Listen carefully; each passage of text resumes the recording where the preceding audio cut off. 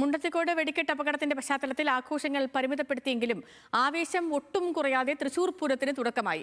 കൊമ്പൻ എറണാകുളം ശിവകുമാറിന്റെ പുറത്തെഴുന്നള്ളിപ്പിന് നെയ്തലക്കാവിൽ അമ്മ പൂരവിളംബരം നടത്തി. കനത്ത വെയിലിലും ചൂടിനും മുകളിൽ പൂരാവേശം അലയടിച്ചപ്പോൾ ആയിരക്കണക്കിന് പൂരപ്രേമികളാണ് വടക്കുംനാഥ ക്ഷേത്രത്തിൽ പൂരവിളംബരം കാണാനെത്തിയത്. ദിവസങ്ങൾക്ക് മുൻപ് നടന്ന മുണ്ടത്തിക്കോട് ദുരന്തം നൊമ്പരമായി എല്ലാവരുടെയും മനസ്സിലുണ്ട്.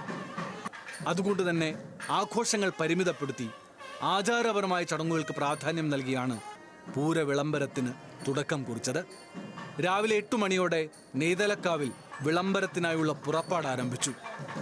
കൊമ്പൻ എറണാകുളം ശിവകുമാറിന്റെ പുറത്ത് തിടമ്പേറി നെയ്തലക്കാവ് ഭഗവതി വടക്കുംനാഥനിലേക്ക്.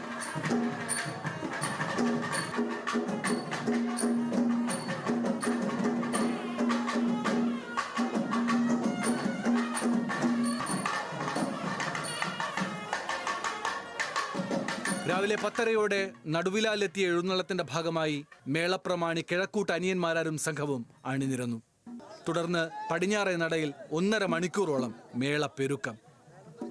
വടക്കുംനാഥനിൽ പ്രവേശിച്ച് വലം വച്ച നെയ്തലക്കാവിലമ്മയും സംഘവും പിന്നീട് പൂരവിളംബരത്തിന് തയ്യാറെടുത്തു. തെക്കേ ഗോപുരനട തുറന്ന് എറണാകുളം ശിവകുമാർ എത്തിയപ്പോൾ തേക്കിൻകാട് മൈതാനം ആവേശക്കടലായി.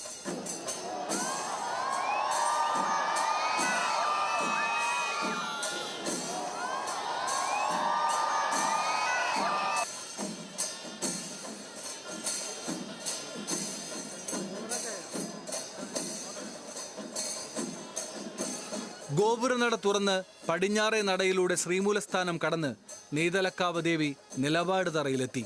പിന്നീട് ആചാരപരമായി 3 തവണ ശംഖു വിളിച്ച് പൂരവിളംബരം.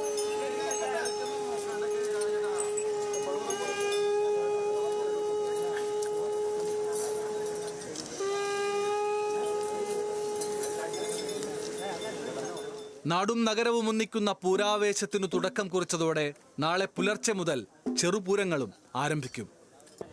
മഞ്ഞും വെയിലുമേൽക്കാതെ പുലർച്ചെ 5 മണിയോടെ കണിമംഗലം ശാസ്താവ് ആദ്യം വടക്കുംനാഥനിലേക്ക് പുറപ്പെടും.